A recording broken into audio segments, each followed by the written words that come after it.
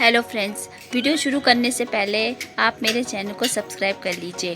आज मैं एपिसोड 8 का एक्सप्लेनेशन करूंगी, तो स्टार्ट करते हैं। एपिसोड 8 की शुरुआत वहीं से होती है जहां पर टीचर रेनिंग यंगनान को बता रही होती है कि अगर तलवार और कि दूसरा रास्ता यही हो सकता है कि किताब में ढूंढना पड़ेगा। वो किताब तुम्हें गुरुजी के कमरे में मिलेगी। यंगनान कहती है सच में? तो फिर मैं ये कर लूँगी और मैं जाती हूँ और ढूंढ कर आती हूँ, आप फिक्र मत कीजिएगा। ये कहकर वो वहाँ से चली जाती है। अब वो पहुँचती है बड़े गुरुजी के कमरे में। वो चुपचाप देख रही होती है पीछे से कि अब गुरुजी कहीं जाए तो मैं अंदर जाकर वो किताब ढूंढूँ। तभी पीछे से दूसरे गुरु आते हैं और वो कहते हैं कि चलो भाई, मुझे तुम्हें कुछ दिखाना है, चलो जल्दी से। ऐसे वो कोई बात करके उनको लेके चले जाते हैं। तभी यंगनान कहती है अच्छा मौका है, अब गुरुजी बाहर जा रहे हैं, अब मैं फटाफट जाती हूँ अंदर और जाकर वो किताब ढूंढ लेती हूँ। यंगनान अंदर जाती है और वो किताब को ढूंढती है। तभी उसे एक कागज़ मिलता है जिसके अंदर उसे फूल के बारे में लिखा होता है। उस फूल का नाम होता है आकाश पुष्प, जिसमें लिखा हुआ होता है कि गर्मी की पूनम की रात में अगर आकाश पुष्प की ओस की बूंदें जमा कर ली जाए और वो कोई इंसान पी ले तो तलवार और इंसान का जोड़ जो होता है वो मजबूत हो जाता है।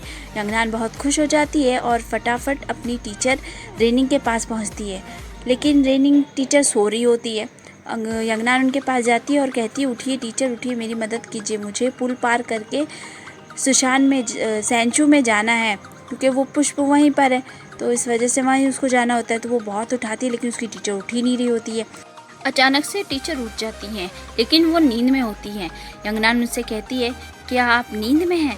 तो कहती है चलो मैं चलती हूँ, और वो कूदते कूदते कूदते उसको वहाँ पे ले आती है, वो पहाड़ के ऊपर जहाँ से वो रास्ता होता है। वो कूद कूद के जा रही होती है, यंगनान बिल्कुल उनके पीछे पीछे ही आ रही होती है।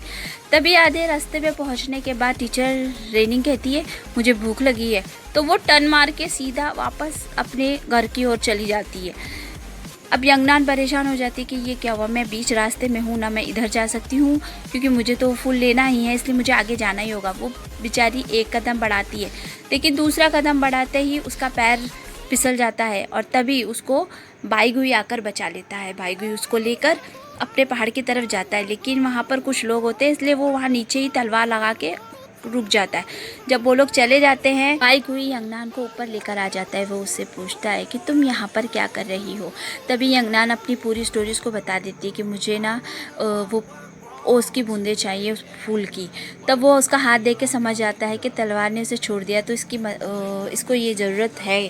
तो वो कहता है अच्छा ठीक है, लेकिन ये बहुत ही मुश्किल है और रात से सुबह के बिल्कुल बीच का टाइम होना चाहिए, तब ये होता है। और अगर हमने आज नहीं ले पाए ना तो अगले 10 साल तक हम नहीं ले पाएंगे इस ओस की बूंदें।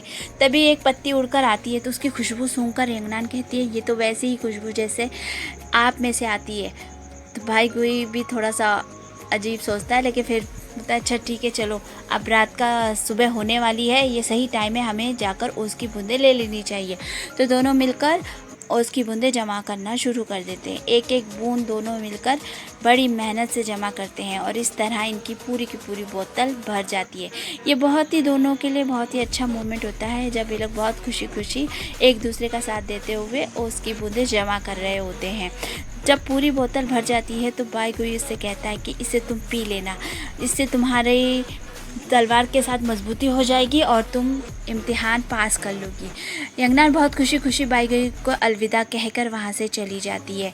आगे वो पहुँचती है अपने कमरे में, यिंगची के पास में पहुँचती है और उससे कहती है, वो उसको कहता है कि तुम कहाँ गई थी? मैं पूरी रात तुम्हें ढूंढ रहा था, तुम रात में मैं जब आया तुमसे मिलने तब भी तुम यहाँ नहीं थी, तो तुम गई कहाँ थी, बताओ मुझे।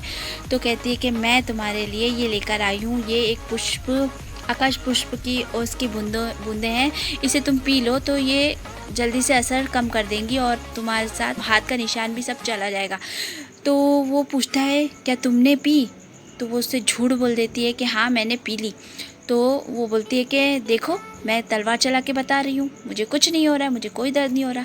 लेकिन उसे दर्द हो रहा होता है, लेकिन वो अपना दर्द छुपा लेती है और वो जो उसकी बूंदें होती है वो इंची को पिला देती है और कहती है कि मैं चाहती हूँ कि तुम अपना सपना ना तोड़ो, मेरी वजह से तुम्हें अपना सपना नहीं तोड़ना चाहिए। अब उसका असर हो जाता है दवाई का और उसके हाथ का जो निशान होता है वो पूरी तरह से गायब हो जाता है। इंची बहुत खुश हो जाता है और वो जाकर अपनी प्रैक्टिस पूरी अच्छे से करता है और बहुत मेहनत करता है। दूर से यंगनान उसे देखकर बहुत खुश होती है, कहती है मैं तो कल चली जाऊंगी क्योंकि मैंने तो कभी ऐसा कुछ सोचा नहीं था, लेकिन तुमने बहुत मेहनत की है इस चीज़ के लिए, तुम ही काबिल इंसान हो तो तुम्हें तो यहाँ होना ही चाहिए। तभी उसके हाथ में वो निशान और बढ़ने लगता है।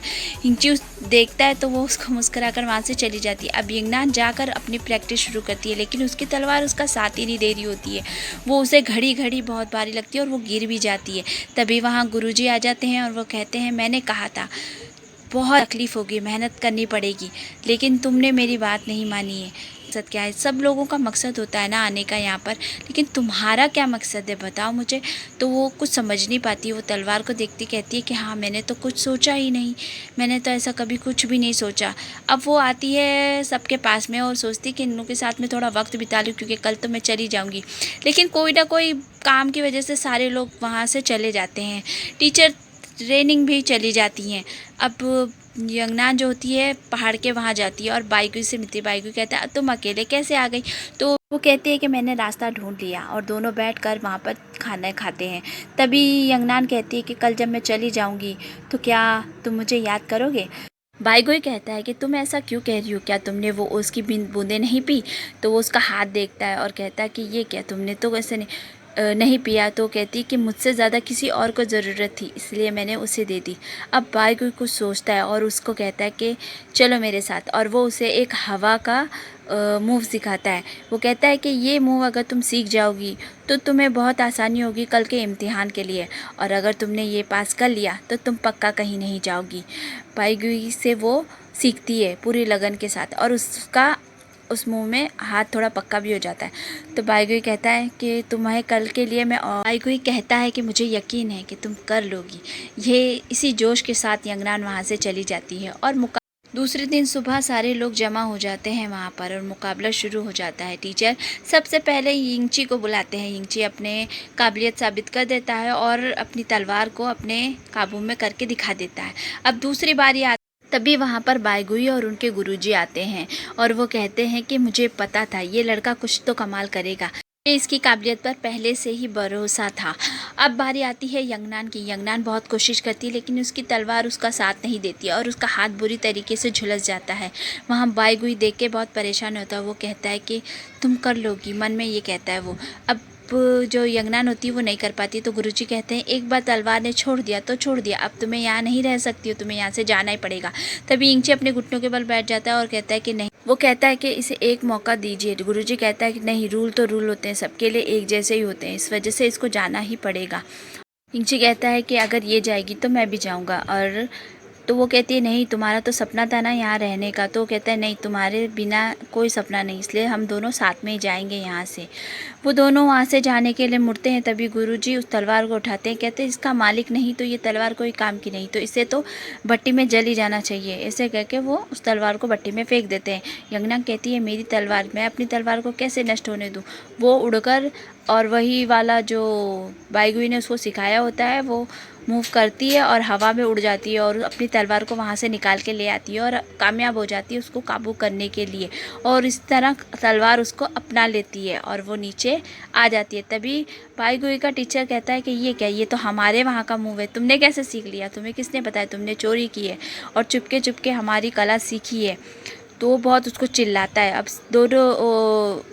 अब जो यंगनान होती है वो गुरु लोगों के सामने बैठी होती है। वो कहती है कि मैंने ऐसा नहीं किया। तो उससे बहुत पूछता है कि किसने की। तभी वहाँ पे बाइगुई आ जाता है और वो कहता है कि मैंने इसको सिखाया था। वो कहते हैं तुम्हारी इतनी हिम्मत, तुमने अपने यहाँ की कला इसको सिखाई। तो कहता है कि हाँ, मगर मैंने इसकी मदद के लिए इसको सिखाया था। तो दूसरा गुरु कहता है कि ये तो बहुत अच्छा हुआ, अगर इसने ऐसा नहीं किया होता तो आज मैं आपको एक दिखा रहा हूँ, देखो।